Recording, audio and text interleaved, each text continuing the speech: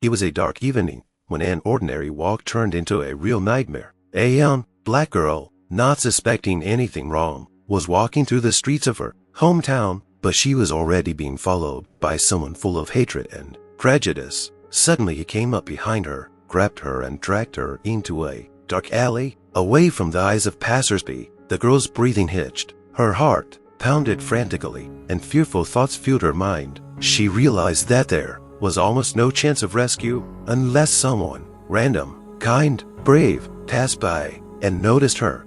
This incident leaves a heavy mark on the soul. Imagine the terror and despair with which she tried to fight for her life. Friends, if you're watching this video, know that each and every one of you is incredibly important to us. Please put your name and where you're watching this video from in the comments. We read all of your feedback and know that you're the ones helping us grow and spread important stories. You are part of our team, and every action you take, every like and comment really helps to promote our channel and support such challenging topics. Thank you so much for being with us.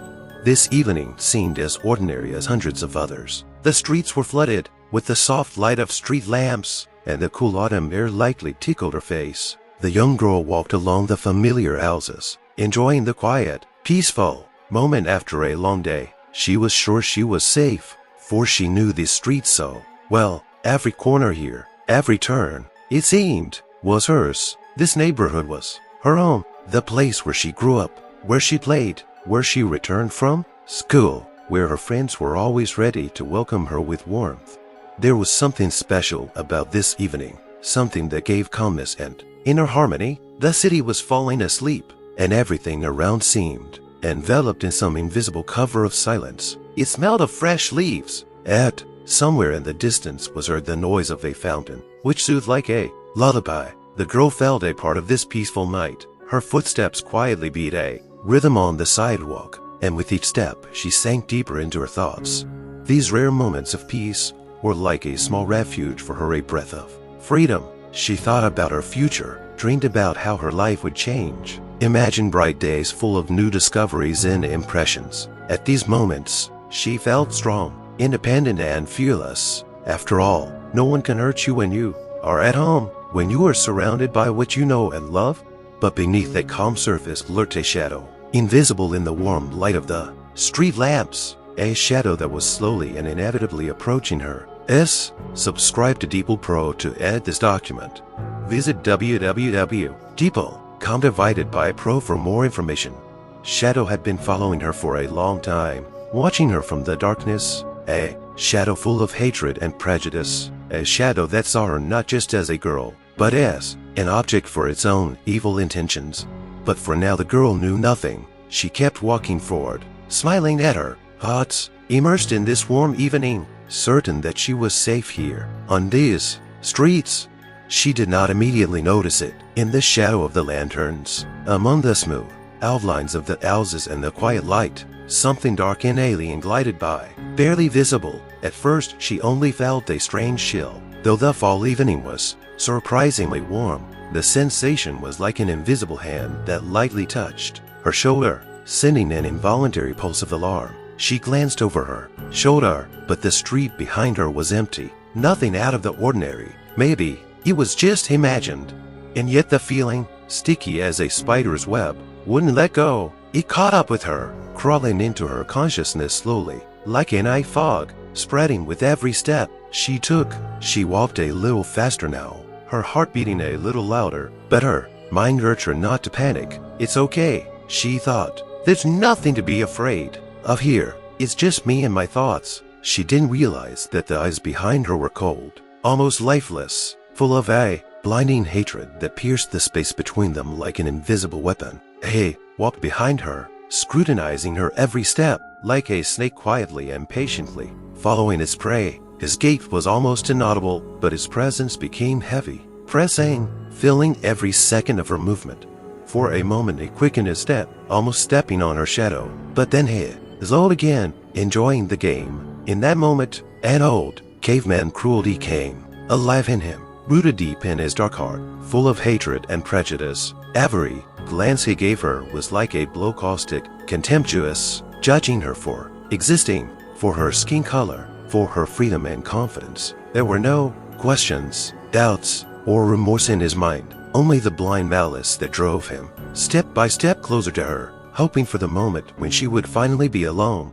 The girl stopped. That look, she felt it, not as a touch or a sound, but as an icy sensation that pierced her to the bone. She looked around again, and in the distance, in the semi-darkness, she saw a silhouette that stopped as soon as she turned around. A man stood there like a statue, his figure dark against the lamplight. He was almost indistinguishable, but even in this distorted light she could catch the hard features of his face and the icy glint in his eyes, filled with cold hatred.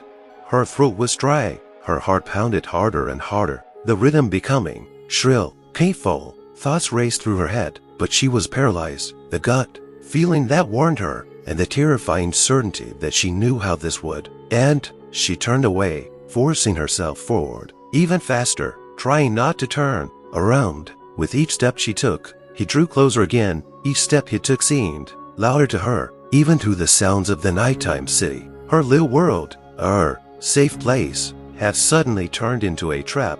She knew something was going to happen, something inevitable. This man, this shadow, would not stop.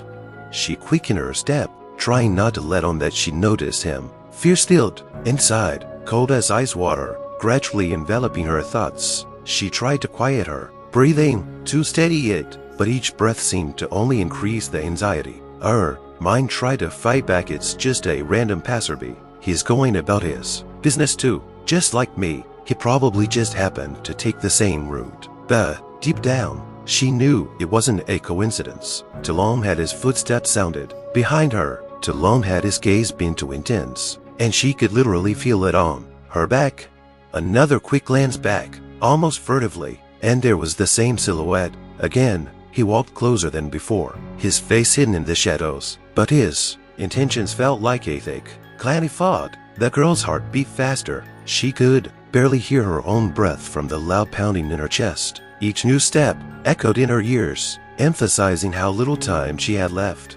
She tried to speed up even more, almost ran, but stopped immediately. A thought hit her mind. If I run, he'll realize I am afraid. That might provoke him. She frowned, for a moment, like a hunted animal looking for a way out, but realizing she couldn't give a slack, an inner voice, full of desperation, shouted to her, "Don't look back, don't look back."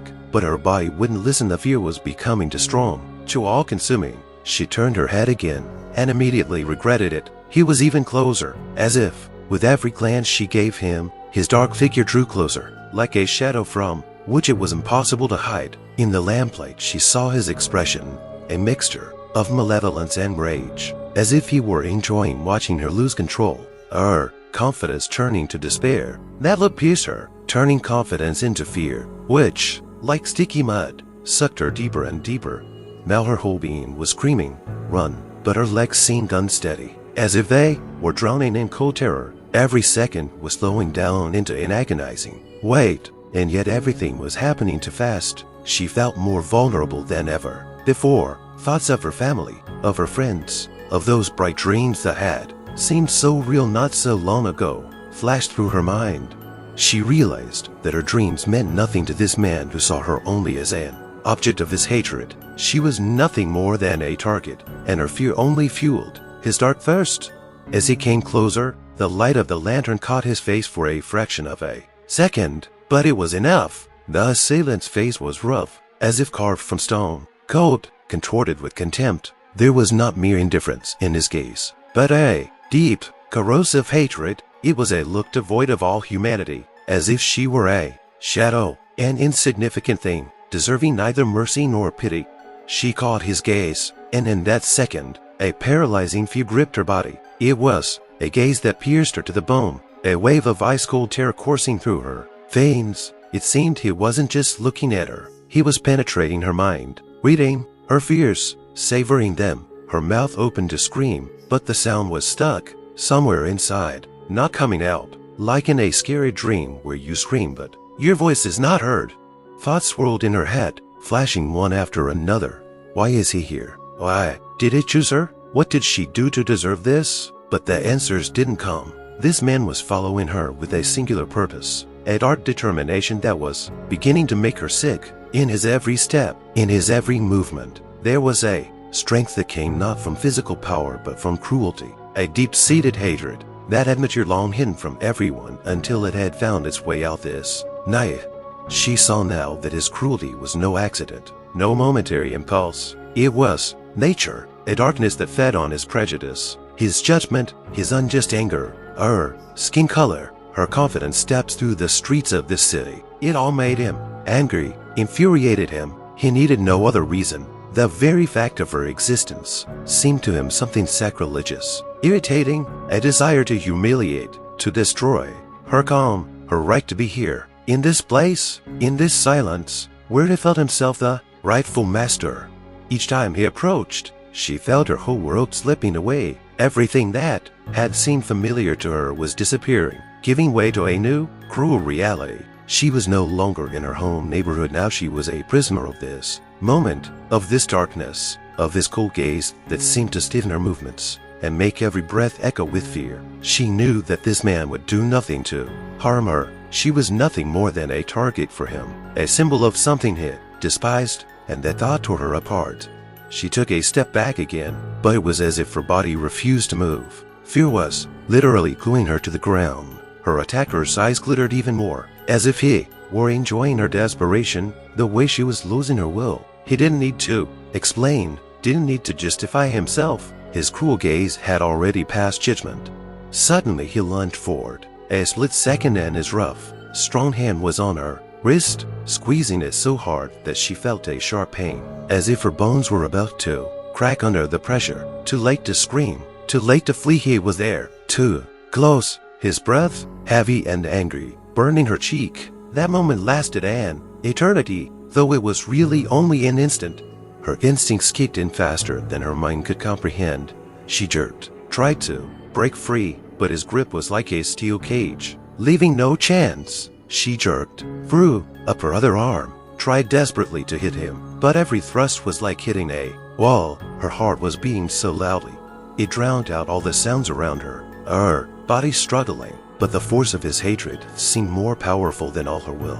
"Don't touch me," she shouted at last, her voice piercing the silence like the cry of a cornered animal. She felt all her emotions mingle in that scream to fear, anger, despair. She realized that her scream was unlikely to be heard by anyone, but at this moment she needed something to release the accumulated terror. But he seemed to be aroused by it. His face contorted into a wicked grin, as if that shout had been to his advantage, as if he had been waiting for just this the moment when she would lose control, when her fear would become visible, tangible. He didn't say a word, but there was enough in his gesture, in his cold grin, for her to realize that he was sure of his impunity, that he knew she had no power now, no way to escape. Grabbing her wrist even tighter, he dragged her toward a dark alleyway, hidden from the view of casual passersby. Her body literally shook with fear, her legs dragging on the ground as she struggled with all her might. But his grip was merciless. The alley seemed like a pit, an abyss blacker than night, from which there was no escape. "Let me go," she cried out, feeling her voice grow hoarse, her strength waning with each heartbeat. It seemed that in that cry she was giving up the last vestiges of her strength, crying out for the slightest hope of rescue. But he did not listen. This was more than an attack to him. It was a reckoning, a sinister game in which he saw her as nothing more than a weak target and himself as the cruel master of her fate. His eyes were blank, his face hard, and every movement cold, confident, as if he had a right, as if his actions were justified by the very hatred that clouded his mind. The girl realized that every step he forced her to take toward that dark alley was another step toward the abyss, toward the inevitable. Her eyes filled with tears, but she continued to struggle, clinging with all her might to the remnants of resistance. Her feet pounded the pavement, her arms tried to break free, but it didn't seem to notice. He was like an inexorable mechanism, driven by his hatred and cruelty, devoid of pity and sympathy. She could feel her own strength leaving her. Her fear was growing with each passing second, filling everything, crowding out even hope. She thought it was the end, that no one would come to help her. She continued to struggle, wrenching her arm and wriggling her body, trying to free herself, though the fear was binding her more and more. like shackles that were getting heavier and heavier. Her heart was beating so fast, it felt like it was about to burst from the strain. Each second brought a new wave of terror, and with each attempt to break free, his grip grew tighter, as if he were deliberately squeezing her tighter, enjoying her helplessness. She tried to hit him, trying to hit his face, his arms, lashing out with desperate force, but he merely deflected her blows, barely noticing them as if they were mosquito bites. Her strength didn't even seem to be an obstacle to him. On the contrary, her desperate movements only fueled him, as if her helplessness and fear fueled some dark fire in him. His eyes glittered in the darkness, reflecting the ferocity with which he continued to hold her, not letting go for a moment. Her breathing became more and more convulsive, each breath coming off like a new blow. She felt her lungs literally burning, desperation making her head throb, and her thoughts falter, giving way to instinctive fear. She tried desperately to remember how to run, how to call for help, but her voice was now trapped somewhere deep inside. And, as if to finally destroy her resolve, he leaned closer, his voice cold and hissing. "Stop trying," he hissed, his breath burning her ear. "No one will help you anyway." The word sounded like a sentence, shattering the last vestiges of her hope, as if an icy blade had pierced her from the inside. Tears stung her eyes, but she did not allow herself to cry, for to cry would be to admit her weakness, her helplessness. But at that moment she felt like a trapped animal with no way out. She realized that his words could be true, that in this dark alley, in this abandoned place, no one would hear her screams, no one would know what was going on, and he knew it, knew that here he was the master of her fate. But there was still a tiny spark inside her despite the paralyzing fear, despite the pain. She forced herself to try again to break free. Her body acted on its own, as if every muscle fiber was fighting for life, for freedom. She pushed with her last strength, torn between fear and desperate determination. For a moment she managed to free one arm, and she struck him. The blow was weak, but it was an outpouring of all her anger and fear. But that blow only made him angrier. He let go of her for a second, only to grab her even harder, digging his fingers into her shoulders like a predator who wasn't about to let his prey go. His face was contorted with anger, and in his eyes she saw real, deep anger, and anger that was only intensified by her resistance, as if her boldness, her attempt to fight, was a challenge to him. "You think you can walk away?" he whispered with a venomous smirk, squeezing her shoulders even tighter. Her pain was unbearable now, but he only seemed to enjoy it. She could feel his hands literally digging into her skin as his strength smothered her last drops of resistance. But her gaze still wandered, and in the dim light she caught a faint, almost imperceptible ray of hope, a shadow barely discernible at the edge of the alley, a silhouette that might have belonged to a passerby. Her hope flared for a moment, like a faint light at the end of a tunnel, but faded quickly. She realized that this man, this silhouette at the edge of the alley, might not have seen her, might not have heard her desperate attempts at resistance. A chance of rescue was so elusive that she was afraid to attach herself to it, afraid to deceive herself with a hope that might never come true. Her body trembled with exhaustion and terror, but she kept fighting, clinging to every breath, every heartbeat. Her arms, exhausted and white from his grip, kept trying to break free, but with each movement she felt her strength leaving her. Fear, like water seeping through cracks, filled her mind. An abyss opened before her, an abyss in which there was no one to help, no hand to pull her out of this trap. Her gaze turned again to the man who held her, and she saw in his eyes something icy and cruel. It was indifferent, as if he were not a person, but a thing that it could throw, break, trample on. There was no pity in his face, nothing human. She realized that to him she was only an object for his anger and rage, a symbol of what he hated. She had no place in his world. She was a mistake that should not exist.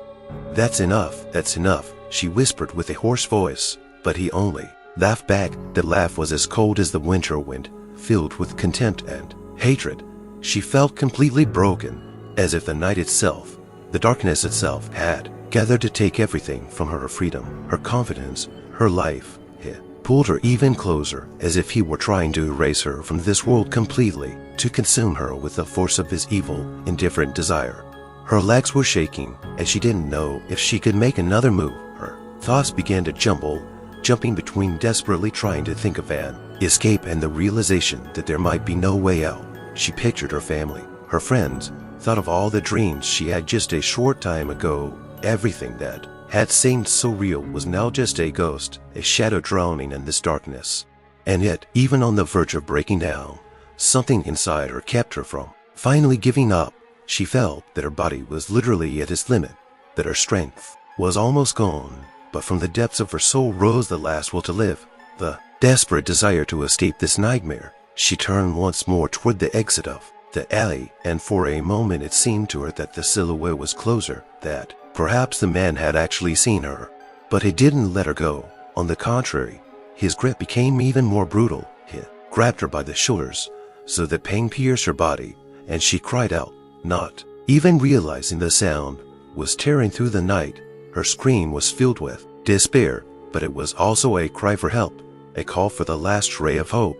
She was trapped in a dark alley, as if in the jaws of a predator from which there was no escape. With a step, he pushed her deeper and deeper. The faint light of the street lamps of the alleyway faded, leaving them alone with the darkness. She realized that to any passerby, to anyone who might pass by, they were simply gone, hidden around the corner, behind the shroud of night, behind the barrier of indifference that this alleyway put between her and the rest of the world. Her breathing became more and more intermittent. She could hear only the rustle of her own footsteps now, the heavy breathing of her attacker, the rough, sure movements with which he pushed her forward. The alley was narrow, pressing as if the walls were shifting closer with every second, leaving less and less room for freedom, less and less air to breathe. She felt fear constricting her throat, turning her voice into a barely audible whisper. But still she tried again to scream, "Help, please!" Her voice echoed off the walls, sounding like a ghostly reminder of her helplessness. She knew that here, among these cold, dirty walls, her scream was lost in the void, remaining only a part of this gloomy, abandoned place. The walls were like mute witnesses, absorbing all her screams, her fear, her despair, but returning nothing. The attacker grabbed her shoulder again, pushing with such force that she thought her bones were about to crack. She winced in pain, her body literally piercing. But he didn't let go. She felt tiny, defenseless against his brute strength, and in that moment fear swept over her like a cold blanket, cutting her off from hope. The alleyway now seemed like a trap, silent and emotionless. The darkness itself seemed to shrink around her like a new fetter, creating a frightening, unbearable silence. Her eyes were getting used to the darkness, and she saw his shadow, sinister, unforgiving, full of soulless power. He came closer again, his face reflecting the cold pleasure of her helplessness, of knowing that no one would come in here, that no one would interface. But something deep inside her still burned, a faint, barely perceptible flame that made her body fight back, thrashing for every breath. She pressed herself against the wall, feeling the rough surface, trying to hold on to reality, though her mind was sinking deeper and deeper into despair. This isn't the end, she thought, though the voice in her head sounded increasingly quiet, as if drowning in fear. Her fingers unconsciously fumbled for something sharp, a shard or fragment, cold and metallic. At that moment, her eyes caught a glimpse of a silhouette at the edge of the alley. Her heart beat a little harder again. She clutched the fine sheet, accidentally stumbled upon in her hand. The small, sharp object was her anchor, her last chance to defend herself. She knew that this moment could be her last chance. Gathering the last of her strength, she pressed herself against the wall and tensed her whole body, trying to pull away from the horror, to make one last, desperate leap toward freedom. Her heart was pounding so loudly that it felt like it was going to burst out of her chest, like a final warning, a final call to action. She stood huddled against the wall, clutching the cold, sharp splinter tightly in her hand. Her fingers, white from the strain, seemed attached to this last anchor, the only hope that somehow allowed her to maintain her fragile sense of control. Her breathing was hoarse, ragged, and fear sounded in every note of her breath. The attacker noticed the change in her eyes. The fear was still there, but over it was something else, determination, fragile and barely perceptible, but real. He leaned toward her, the grin on his face even wider, but there was displeasure in it, as if her resistance irritated him, as if he wanted to see her broken, completely submissive. He reached out to grab her again, and at that moment her instincts took over. She lunged forward, trying to thrust the sharp splinter into him as hard as she could, lacking strength but full of a desperate desire to break free. Her blow was weak, tentative, but still her desperate attempt caught him off guard. He recoiled for a moment, as if startled by her audacity, his face contorted in a mixture of rage and contempt, as if he was shocked at her ability to still resist. Her heart beat even faster, and for a moment she believed that she could survive this, that she could break free. But that moment of hope was too short. He grabbed her shoulder again with a fury that turned him into a true beast. His grip was even stronger, and she felt pain shoot through her body, as if her shoulder were tearing under his fingers. "You think you can fight?" he hissed, his voice drenched in anger. In that moment, there was nothing but darkness in his eyes, as if the very darkness of the night had consumed him, and he was the embodiment of everything she feared. Her body weakened, her strength fading, but her heart was still beating, thundering, screaming with every beat for life, for the right to be saved. She felt she was on the verge of losing consciousness, but something in her, perhaps instinct, or the last will to live, made her keep fighting, fighting for every moment, for every breath. Through the murky shroud of fear and pain, she looked once more at the alleyway exit, as if it were the last time she would ever see the light, and she saw him, a silhouette at the edge of the alley, the same silhouette that still stood there. This time he was moving toward them, and now his steps were confident, determined. Her heart frenzied. At that moment, fear and hope mingled in her like two opposing currents that were ready to tear her apart. Her heart fluttered with renewed vigor, but her body still felt paralyzed, held by the merciless grip of her attacker. She felt him approach again, and his face was so close she could make out his hard features, frowning in a mask of rage and defiance. He seemed ready to unleash on her all the hatred that was building up inside him, as if this were his personal ritual and she his victim, a creature unworthy of pity. He moved closer to her ear, and his voice was filled with venom, husky and hissing. "You think you can walk around here? You think you can feel safe? There's no place for the likes of you here." Every word he said, every phrase sounded like a blow tearing her from the inside out, making fear mingle with pain and bitterness. She felt humiliated, broken, not only physically, but also mentally, for he sought to destroy not only her body, but her very soul, her right to live, to exist. She tried to look away, but he turned her face toward his, forcing her to look directly into his eyes, and in that gaze she saw something that would stay in her mind forever, not just indifference, but a dark, deep-seated contempt. He saw nothing human in her. She was to him only the embodiment of his own malice and resentment, of everything he hated and which he thought he had a right to destroy. He squeezed her shoulders again, so hard it felt like her bones were going to crack. Her body arched in pain, and she clenched her eyes shut, trying to shield herself from his gaze, from his words, from the hateful aura that was eating away at her. From that inside, tears stung her eyes, and she could no longer hold them back. They streamed down her cheeks, but he smirked, as if the tears were proof of his superiority, his victory. Her voice, hoarse and barely audible, whispered, Why? But he only laughed, as if her question was something insignificant, not worthy of an answer. "You wouldn't understand," he growled. "People like you will never realize that. You don't belong here." His words were full of cruelty. Each syllable seemed to leave a mark on her heart, turning her fear into a mixture of bitterness and hopelessness. At that moment, it seemed to her that her hope had finally faded. She was at his mercy, completely caught up in an anger that knew no bounds. But in a corner of her mind, she still thought of that silhouette, that stranger whose footsteps she had heard approaching. And then, as if an answer to her mental plea, there came a loud voice from the direction of the alley entrance. "Hey, what are you doing?"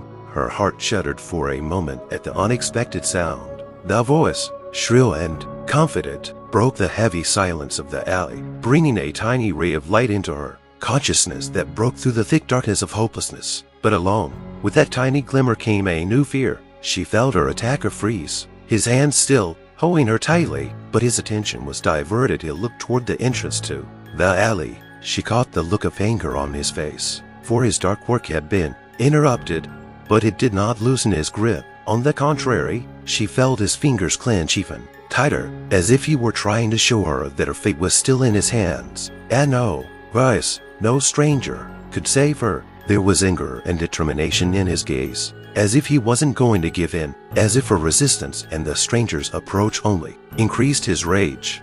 She felt even more defenseless and helpless. All her hopes, all her struggles, all her efforts seemed insignificant compared to his strength and determination. He was determined to see it through, no matter what. Her fear returned with renewed vigor, turning to icy despair. She realized it wasn't just aggression, it was his need, his dark purpose, and she had nothing to counter it. She tried to scream again, but her voice betrayed her again, breaking in a hoarse, barely audible exhalation. Her body, tired and exhausted, refused to obey. She felt her last strength melting away like a kindled flame about to go out. Her head spun, and the world around her became blurry as her consciousness slowly drifted into darkness. But the voice at the entrance to the alley repeated, louder and more insistent, "I said let her go." Her eyes darted desperately toward the alley exit, and she saw him, the stranger, now stepping closer, his shadow on the pavement, his posture and voice determined and angry. She felt her attacker tense up, and it was almost imperceptible, but still she caught it a moment of doubt. Perhaps it was the first time he realized that someone was willing to challenge him, that someone was willing to defend her. She saw his lips tighten, his gaze fill with anger. But now that anger wasn't just directed at her. The stranger pulled his attention away, and she caught the moment when his grip loosened a little. This was her opportunity. In that instant, gathering her will, she tried again to break free, putting all her pain, fear, and despair into the effort. Her body, exhausted and wounded, regained a tiny bit of energy, and she lunged forward, hoping she could slip out of his grasp.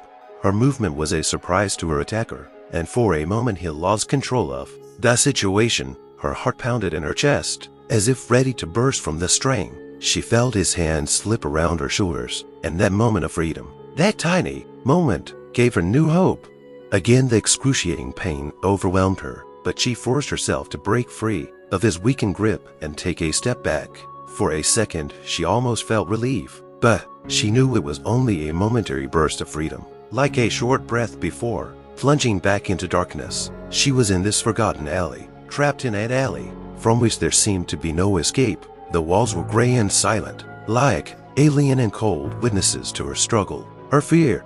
The attacker immediately recovered from his surprise, and his face contorted with rage. Realizing that she had tried to break free, he gritted his teeth even harder, his gaze full of anger and rage fixed on her. She felt herself shaking with terror as he slowly but inevitably took a step forward, closing the distance between them. His lips curved into a cruel smirk again, and in that moment she realized that for him, her resistance only added to his desire to break her completely, to destroy any attempt to fight, to destroy her hope.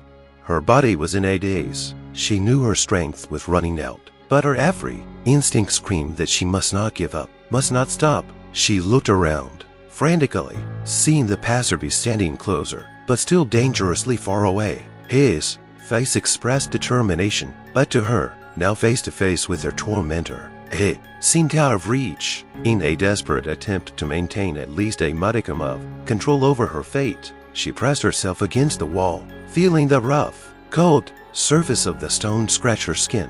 "You think anyone's going to help you?" he hissed, his voice full of contempt and grim pleasure. He savored her fear, relished her attempts to break free, knowing he was in complete power over her life. She could see that his hatred wasn't a random outburst, it was something deeper, dark and all-consuming, like an abyss from which there was no escape. Moving closer again, he grabbed her wrist with force, squeezing so hard that the pain pierced her to the bone. His face was so close, she could smell his breath, cold and repulsive. She tried to fight back again, but her arm was weak. Each blow she threw was just an empty gesture to him that only made him smirk harder. At the moment she realized that her screaming, her fear, her desperate attempts to resist seemed to him something amusing, something that emphasized his power over her. She felt her insides shrinking with terror and helplessness, but deep inside her there was a fire, her will to survive, her hope, tiny and fragile but still there.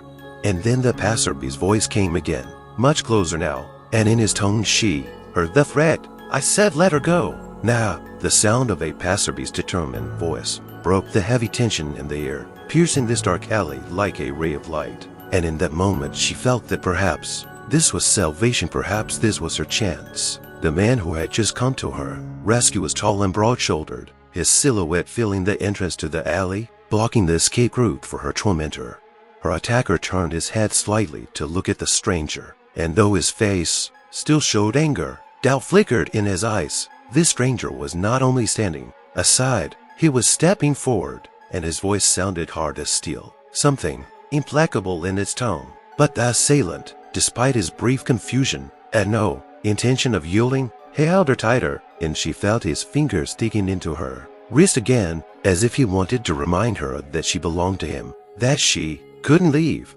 "Look, it's none of your business," the attacker bellowed, his voice rough, full of irritation and contempt. Like a wild animal ready to defend his prey, he cast a threatening glance at the passerby, trying to suggest to him that he should not interface, that his threats were of no consequence. "So turn your back and get out while you still can." The passerby, however, did not retreat. His face remained calm, but that tension in his posture, the steady steps toward them, told her that he would not be afraid, would not leave her alone in this nightmare. His gaze pierced his attacker, and he threw hard, unyielding words that echoed through the alley. "I won't do it again. Let her go." Her heart pounded even harder, but now it wasn't just fear, but a glimmer of hope that began to grow and gain strength as she watched the man who was willing to stand between her and this nightmare. She could feel his determination and strength, his resilience filling her with new energy, as if this unknown support was exactly what she needed to make her feeble attempts at resistance grow into something more. The attacker sensed this change. He felt himself losing control, and his rage flared up with renewed vigor. His face reeked pure madness, a mixture of hatred and rage, directed at the passerby who dared to challenge him. His fingers clenched even tighter, the pain piercing her, but this time she didn't allow herself to show fear. Her tormentor tried to step forward threateningly again, but his move was stopped. The passerby took his first confident step right at him, leaving him no way out. The seconds stretched like an eternity as the two men stood opposite each other, their gazes colliding like two powerful streams. Now it was a battle not just for her, but for control, for power, for proving which of them was stronger, which would back down first. The tension between the two men could be felt physically, as if the air had grown thicker, saturated with aggression and the inevitability of a clash. She stood between them, breathless, unable to move. Her heart was pounding with such force that she could barely hear anything around her. This time her fear was mixed with hope and expectation, some deep, primal longing for someone to come and finally take her out of this nightmare. Her attacker gripped her hand tighter, as if he wanted to remind her that he was the one in control, that he was her fate, her fear, her destroyer. But his confidence began to waver. She felt it.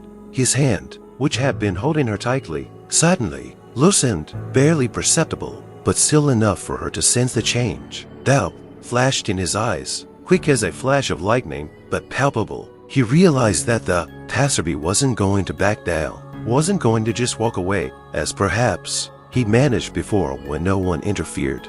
There was no fear in the passerby's eyes, not an ounce of doubt, only determination and cold fury. This was a man who was willing to stand between evil and innocent, a man who seemed to feel all her desperation and was willing to accept that challenge. Every step he took forward was like the striking of a bell, chipping away at the beat of her hope.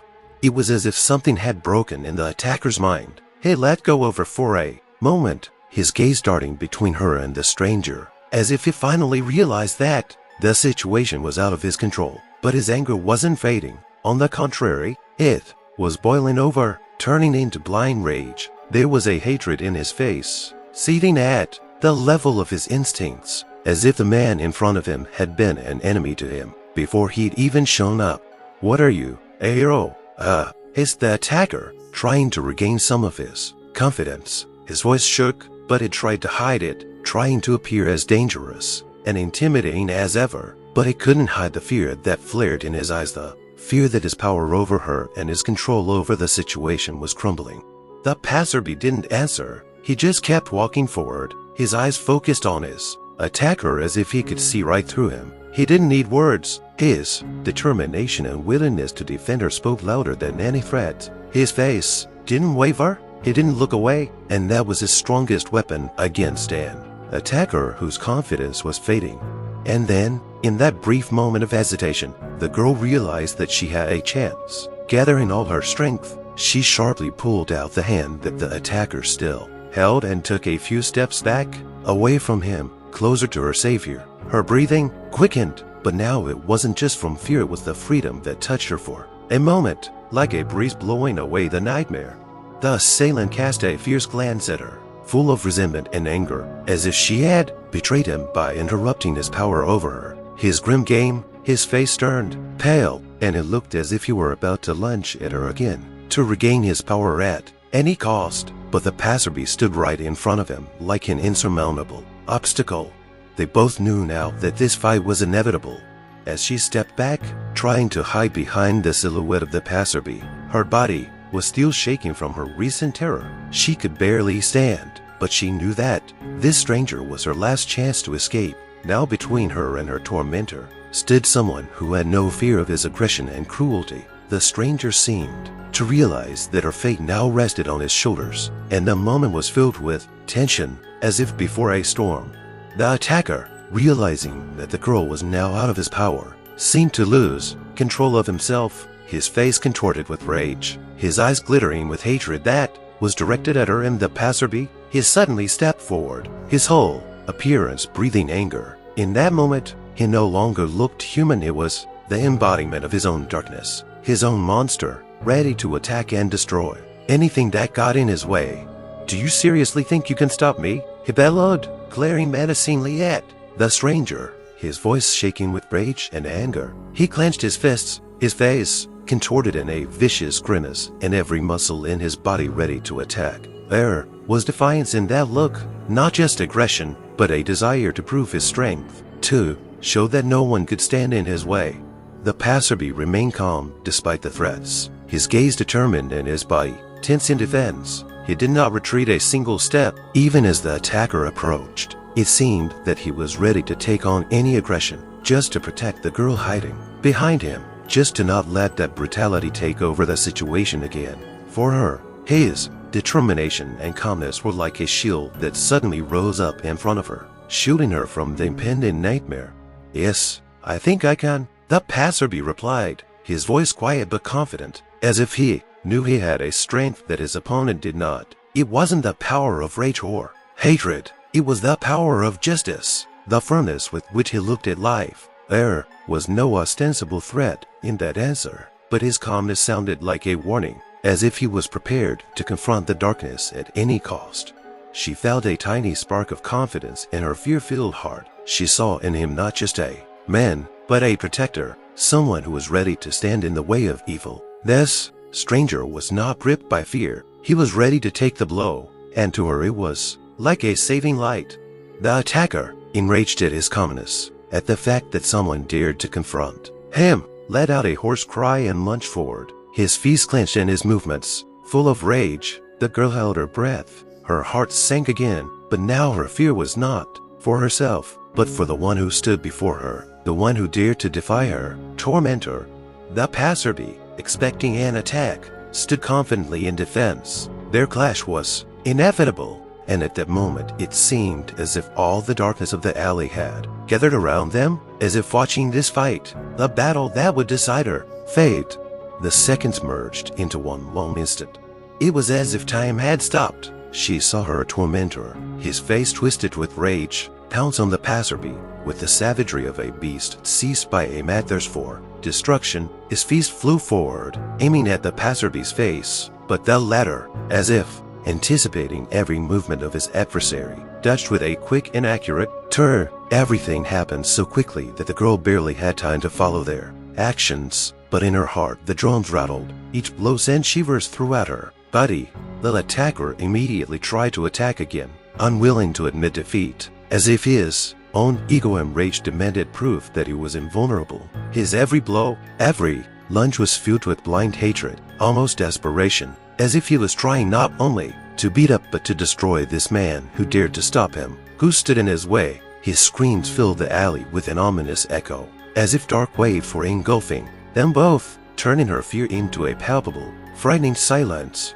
The passerby did not give up. He kept his composure even as his attacker's hands nearly touched his face, as fierce blows smashed through the air near his head. There was an inner strength felt in the stranger's every movement that his opponent did not possess. There was a physical might about him, but also a confidence, as if he hadn't just come here by chance, as if his strength was part of something bigger than a personal fight.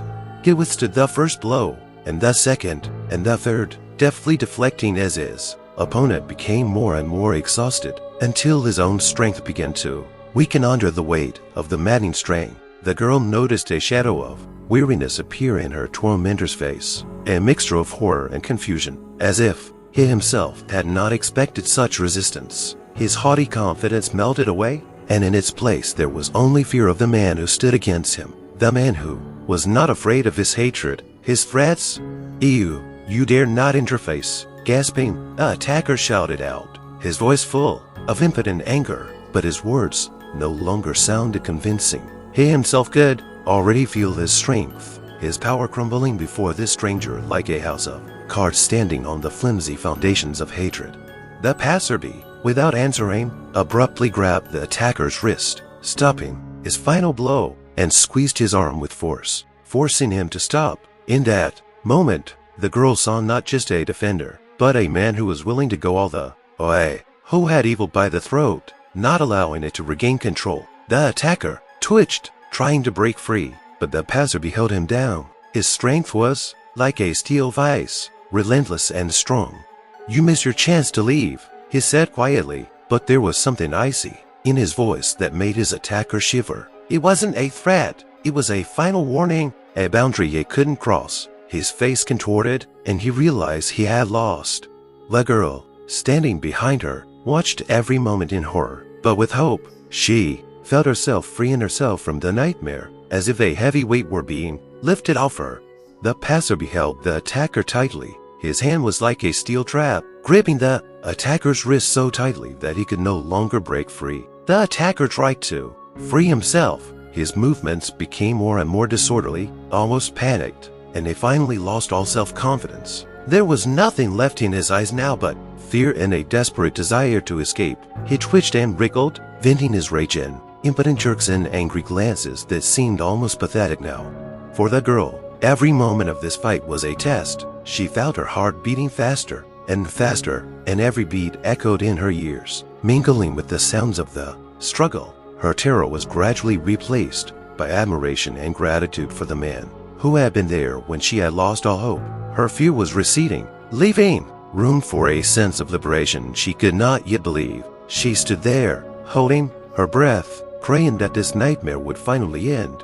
The passerby, not letting go of his attacker's wrist, pushed him sharply against the wall. He hit the brick wall with a thud, and his eyes flashed with the realization that the game was over. He was no longer dangerous, his power, his strength all gone, reduced to cowardly fear of the man who now controlled the situation. The passerby didn't let him go. His face remained calm, but his eyes burned with determination and righteous anger.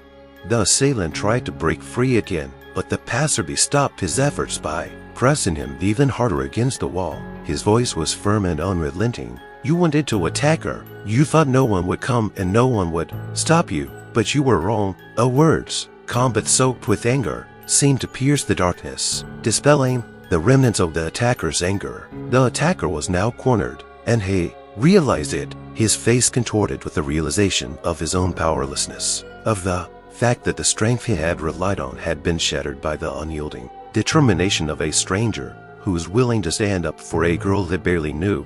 The passerby let go of his hand, but his gaze continued to hold his attacker against the wall like chains he couldn't break. He was still trying to maintain some vestige of confidence, but fear mixed with resentment was evident in his gaze. He glanced at the girl, his eyes still full of hatred, but now it was the hatred of the powerless. "Go away," the passerby said with such force that even the wall seemed to shudder at his words. The assailant frowned for a moment, but then, realizing that he had no choice, that he had been stripped of his power, rushed away, hurrying toward the exit of the alley, casting quick, cowardly glances back when his footsteps dissolved into the silence of the night. The girl finally dared to take a breath. She stood there, not believing that the nightmare was over and that she was really safe. Her body trembled, and tears welled up in her eyes. When her assailant's footsteps faded into the distance, she let out a sigh of relief. The silence that now enveloped the alley seemed almost unreal, as if it were a dream from which she could not fully awaken. Her body was still shaking, remnants of fear like a cold shiver penetrating all the way to her bones. But the darkness that seemed to be squeezing her was gone, and in its place was only the feeling that everything was behind her. She was saved. The passerby, seeing her condition, stepped cautiously toward her, his gaze softer. There was no longer the fury in his eyes that had just chased the attacker away. Now there was care and concern. He looked at her like someone who needed to regain the sense of security that had just been taken from her. Under his gaze, she felt the icy shell of fear slowly melting away. "Are you all right?" he asked quietly, his voice warm, and there was a softness in his tone that suddenly warmed her, as if a fire had been lit in the middle of an icy winter. It was a simple question that filled her eyes with the tears she had been holding back for so long. She nodded, but her voice still wouldn't come back to her. Her heart was beating so fast it felt like it was going to burst. She wanted to respond, to thank him, but the words stuck in her throat. Instead, tears began to run down her cheeks, and she couldn't hold herself back any longer. She allowed herself to let her control slip, allowed herself to show the weakness she'd been holding back all night. Everything that had built up in her soul during those agonizing minutes came rushing out like a storm she couldn't stop. The passerby, seeing her tears, gently but firmly put his hand on her shoulder, letting her know that she was safe now, that she had nothing to fear. He gave her time, allowed her to realize that the threat was gone, that she was no longer alone. His presence was her support, and she felt that with every word he said, every movement he made, the darkness that had threatened to engulf her was receding further. "You don't need to say anything," he said quietly, as if understanding her feelings. "What's important is that you're safe now." Those words were the anchor that finally brought her back to reality, letting her realize that the night was truly behind her. She looked at him, and there was fear in her gaze, but also gratitude, deep, sincere gratitude for the man who had come to her aid when she had given up hope. This stranger, this simple passerby, had become her savior, her protector, whose appearance had changed the course of the night. At last she plucked up the courage to speak, her voice weak and choppy. Thank you. Don't know what I would have done if you hadn't come." He nodded softly, realizing that words were unnecessary here. But to her, his nod, his calm gaze, were the best answers. He put his hand on her shoulder again, supporting her as her body shook in the last flicker of fear. Now, as they stood in silence, surrounded by the gloomy walls of the alley, the full horror of what had happened began to be fully realized. The girl could feel the waves of anxiety and despair building up inside her, which were not going away as quickly as she would have liked. Her hands trembled, and the echo of her attackers' scream still echoed in her ears. The scenes she had just experienced flashed before her eyes, and every memory of that look, of his cruel hands, of the hatred he exuded, made her heart clench with horror. Her savior, standing beside her, as if he understood that she was still trapped in her fear, didn't try to rush her. He was just there, ready to help, his quiet and calm presence bringing her back to reality. There was that support in his eyes that she needed so badly. She knew he saw her vulnerability, her tears, her weakness, but he didn't judge her for it.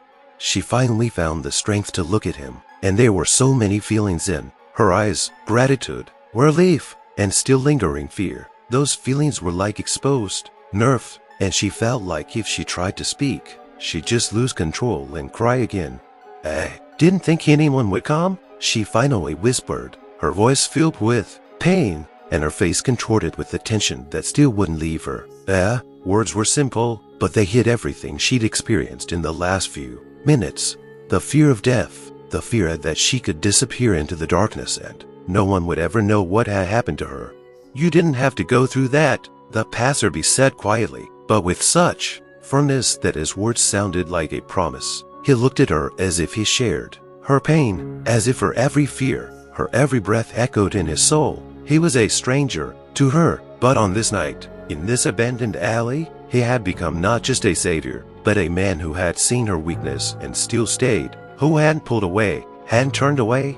Her soul was filled with a mixture of contradictory emotions. She felt broken, but at the same time, some small particle inside of her renewed her faith in people, in goodness, in the fact that, despite the horror, there are people who are ready to protect, to save, just because it is the right thing to do. These feelings flowed into her like rivers, and she felt that perhaps when she left this alley, the world would not be the same for her. Her body shuddered once more as she realized how close she was to the end, to the dark abyss from which she would never escape. She would never forget that fear, but now she had something more, a sense that her life mattered, that someone, even a stranger, was willing to fight for her. She took a deep breath, finally feeling her soul release a little from the weight of the nightmare. When they finally emerged from the alley, the night city greeted them with emptiness and the quiet light of the street lamps. The girl, still trembling weakly, felt reality, that frightening yet soothing reality, returning to her at last. But the fear was not completely gone, and with each step toward the lighted street her mind was filled not only with relief, but also with a deep, bitter resentment, a burning sense of injustice. Her savior walked beside her, his silent presence a support, but emotion still raged inside her that she didn't know how to handle.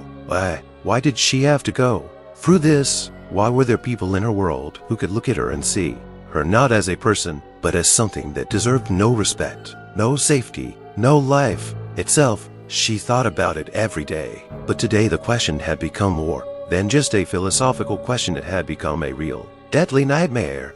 She stopped and looked at her savior, wanting to say something, but all words seemed inadequate. She knew he hadn't saved her for gratitude, but because he felt it was the right thing to do, but she still couldn't suppress the feeling of helplessness, of vulnerability to this hatred, to what had nearly destroyed her. I can't believe this happened. Her voice was quiet, almost melted into the night silence, but it held all the pain she'd accumulated over the years, all the fears she'd hidden behind her tough exterior.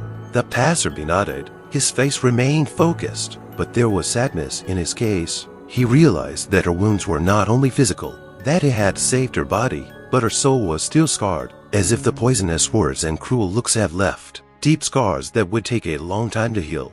"I'm sorry the world is like this," he said, and there was more pain in his voice than she expected. "But that doesn't mean you're alone in this. This man, he's just part of a disease we all have to beat." She looked at him, and her eyes reflected a deep understanding of what he had said. She wanted to believe that people like him could change the world, but there was still a doubt inside her that stretched across the years that had accumulated on her shoulders. She knew that her life would always be a little different, that for her, there would always be corners and alleys she would have to avoid, people she would have to fear, looks that would remind her that she was still a stranger to. "Son, thank you for being there for me," she whispered, her voice full of bitterness, but also full of sincere gratitude. Her rescuer nodded, realizing that those words were not just gratitude, but an acknowledgement of her fear and her bravery. They stood in silence as the night surrounded them. She knew that from this moment on, her view of the world would change. Her wounds would heal, but the scars would remain, reminding her that even in her own town, even where she grew up, there were still people who saw her only as an object for their hatred. She vowed that she would not forget this incident, not to carry a grudge, but to remember that she was stronger than that hatred, that her life had meaning even when someone thought otherwise. Her savior, as if hearing her thoughts, said, "You matter, remember that. Don't ever let someone like him make you think otherwise." Her heart beat harder for a moment. There was truth in those words, and she promised herself that she would remember them. She would survive and grow stronger, knowing that people like this passerby still existed, and that they were always there to help when darkness tried to swallow the light. Their paths were parted, but there was still a spark of hope and faith in her heart. She knew that a world of hardship and fear lay ahead of her, but now she had faith in herself, in people, and in a future that, against all odds, was her own. Friends, thank you for being with us and experiencing this story to the end. Write in the comments what you think about this case. Have you ever experienced injustice or racism in your life? How have you handled these situations? We really appreciate your support and each and every one of your responses. Your stories are important to us, and together we can make sure that such topics remain meaningful and discussed. Please support us by liking and subscribing. It helps promote our channel and share important stories with even more people. Thank you for being with us, and remember that each of you is really important to us. We wish you peace and a good day.